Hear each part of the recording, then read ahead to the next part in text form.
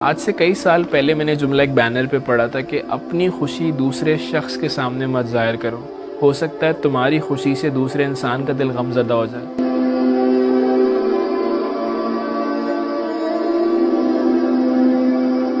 ہمارے معاشرے میں پردے کا ایک فلسفہ ہے کہ عورت کو بھی پردہ کرنا ہے، مرد کے لیے بھی کچھ چیزوں کا پردہ ہے، بٹ میں اس جملے سے اصل پردے کے فلسفے کو سمجھ سکا کہ اپنی خوشی دوسرے شخص کے سامنے ظاہر نہیں کرنی ہے۔ اگر آپ کی زندگی میں کچھ نعمتیں ہیں، اگر آپ کو کچھ نعمتیں ملی ہیں، تو خاص طور پہ ان کے سامنے ان نعمتوں کا ذکر نہیں کرنا جس کی زندگی میں نعمتیں نہیں ہیں۔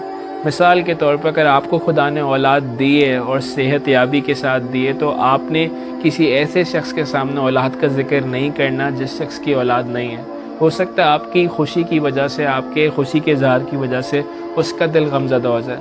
اگر آپ کی بیٹیوں کی کہیں اچھے گھروں میں شادی ہو گئی اور وہ بہت خوش ہیں، تو کسی ایسے انسان کے سامنے اپنی بیٹیوں کی خوشی کا ذکر مت کیجیے جس شخص کی بیٹیاں گھروں میں اور وہ ان رشتوں کے لیے منتظر ہیں اور ان کی شادی نہیں ہو رہی۔ اگر آپ کی نوکری کسی بہت اچھی فرم میں ہو گئی اور آپ بہت اچھی سیلری وہاں سے ریسیو کریں، تو میں سمجھتا ہوں کسی ایسے دوست کے سامنے اس جاب کا، اس سیلری کا ذکر نہیں کرنا جو ابھی بھی اسٹرگل کر رہا ہوں۔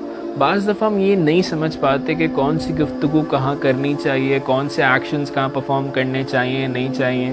اس زندگی کے اندر ہمیں بہت حساس ہونا پڑے گا، ہر ایک لمحے میں ہمیں غور و فکر کرنا پڑے گا۔ میں سمجھتا ہوں بعض دفعہ ہم بول تو رہے ہوتے ہیں لیکن ہم یہ ریئلائز نہیں کر رہے ہوتے کہ کیا بول رہے ہیں، کہاں بول رہے ہیں، شاید میرے جملے سے کسی کا دل دکھ رہا ہے، نہیں دکھ رہا۔ بہت سے لوگ کسی کا دل نہیں دکھانا چاہتے پھر بھی دکھا جاتے ہیں، جس کی بنیادی وجہ وہ غور و فکر نہیں کر رہے، وہ یہ ریئلائز نہیں کر رہے کہ سامنے والا کس مشکل میں۔ میں سمجھتا ہوں خدا نے اگر وہ نعمت آپ کو دی ہے تو وہ کسی اور کو بھی دے سکتا تھا، لیکن آپ کو اس لیے دیے تاکہ دیکھ سکیں کہ آپ ریاکٹ کیسے کر رہے ہیں۔ جب ماں باپ اپنے بچے کو ایک کھلونا دلاتے ہیں نا، تو وہ دیکھتے ہیں کہ بچہ کیسا ریاکٹ کرے گا۔ اگر بچہ اچھا ریاکٹ کرتا ہے نا، تو وہ کہتے ہیں اس کو ایک اور دلا دیتے ہیں، یہ اچھی طرح ریاکٹ کر رہا ہے، اس کو اچھی طرح استعمال کر رہا ہے۔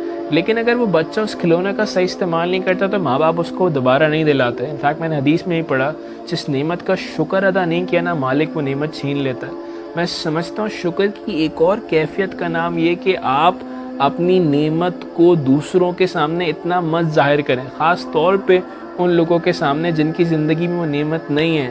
ہمیں حساس ہونا پڑے گا، ہمیں بہت ہی غور و فکر کرنا پڑے گا، بہت کانشیسلی اس معاشرے میں بیہیو کرنا پڑے گا، ہمیں دوسروں کا احساس کرنا پڑے گا۔ انفیکٹ اگر آپ کے پاس کوئی چیز ہے، آپ کے پاس کوئی نعمت اور آپ دیکھ رہے ہیں دوسروں کے پاس نہیں ہے، تو آپ جتنا ہو سکے شیئر کیجئے۔ بٹ بہت سی ایسی چیزیں جو ہم شیئر نہیں کر سکتے، تو کوشش کیجئے کہ اس کا ذکر وہاں نہ کیجئے جہاں نہیں کرنا، جہاں آپ کو لگتا ہے کہ میرے ذکر کرنے سے کسی کا دل خراب ہو سکتا ہے۔ خاص طور پہ سوشل میڈیا کی وجہ سے 2005 کے بعد جب یہ سوشل میڈیا بوم پر آیا، تو جنریشن زی کے اندر خاص طور پہ دیکھا جاتا ہے بہت زیادہ ڈپریشن ہے، بہت زیادہ سٹریس پایا جاتا ہے، جس کی بنیادی وجہ کیا ہے؟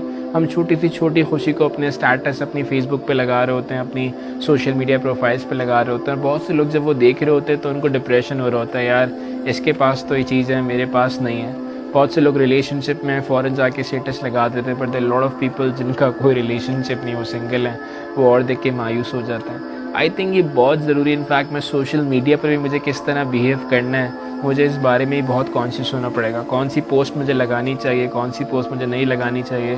آئی think I need to be very conscious about it, because میں سمجھتا ہوں کانشیس اکاؤنٹنگ ایک بہت ہی اہم سبجیکٹ ہے۔ اور کانشیس اکاؤنٹنگ کہتے ہیں کہ آپ اپنی زندگی میں اپنے فیصلوں کے بارے میں، اپنے بیہیویئر کے بارے میں کانشیسلی بیہیو کریں، کانشیسلی ایکٹ کریں کہ معاشرے میں کس طرح مجھے ایکٹ کرنا چاہیے۔ آج کے اس دور میں پہلے ہم ایکشن پرفارم کر دیتے ہیں، بعد میں ریفلیکٹ کر رہے ہوتے ہیں، یار یہ میں نے کیا کر دیا۔ اس لیے بہتر ہے کہ آپ پہلے سوچیں، آپ پہلے غور و فکر کریں، پھر